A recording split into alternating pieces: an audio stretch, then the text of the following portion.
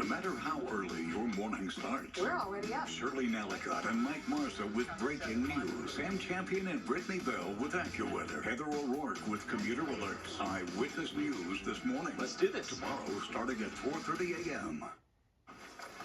Okay, we're calling this one a health alert, but really, I think it should be called aging gracefully. So I was super inspired, super impressed by the New York City Marathon just over a week ago. And this year, nearly 7,000 runners were actually over the age of 55. They laced up, they crossed the finish line, and loved cheering them on. Catherine Switzer, the legendary distance runner who was almost pulled off the course at the Boston Marathon in 1967, a time when women were not permitted to run it, has a message for another group that has often been discouraged from running.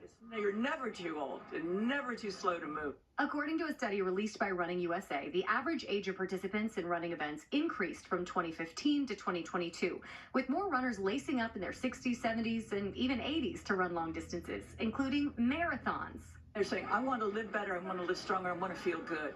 And they're finding that running is easy, cheap, and accessible, and all they have to do is put one foot in front of the other. At this year's New York City Marathon, nearly 7,000 runners aged 55 to 88 crossed the finish line. My last New York Marathon was in 1988, but a year ago I decided I wanted to do it one more time, at least before I kick the bucket. Something just made me feel like maybe I should try it again at 60, and just trying to accept how my body was going to be, how it was going to be different. So it's kind of exciting that I was able to do it. They want their peers to know they can do it too. If I can do it, you can do it. Enjoy the outdoors and you gradually work up to what you can do. Everybody can do something. You don't have to run a marathon. You don't have to run a 5K. You can throw on a pair of shoes, go walking with friends, and eventually just run a little. See what happens. What are the benefits of running in their older years? It's wonderful.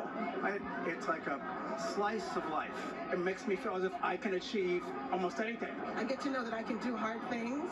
I get to do something just for me. Many adding that they've met friends through running. I'm in this crazy track club in Brooklyn. After I joined them, I went run crazy. They've also become some of my best friends. It's a huge social component. Some say running helps them see the world. This is the first time I run in New York. If I really wanted to do another marathon, I'd go to Dublin, because why wouldn't you? Switzer predicts this trend of people running in their later years is here to stay. Watch this space, because these are the people with credit cards, and they're really willing to travel and to take part in events, and they're loving the new friendships that they have that they couldn't have when they had less leisure time. Okay, all right. It is an inspiration because I'm like, no. Yeah. But they tell you, yes, you can do it, because if I can do it, you can too. I get out of breath walking to the weather wall. So now I know that I'm going to run my first marathon at 68. Okay. That's when you're going to do it? I can make that promise You right can commit to that? Yes. Okay. What about in the meantime? You know? Okay. If you're like us and you're feeling inspired, want to start running maybe a little later in life, sign up for this group, Pedro. The New York Road Runners has a program called Striders that actually helps older adults get out, get walking, meet new people. And it's my favorite price, free. Hey, So free that 99. actually speaks to me. Yeah. I appreciate it. All right. This next story is probably one that we all wish could happen to us someday. Yeah.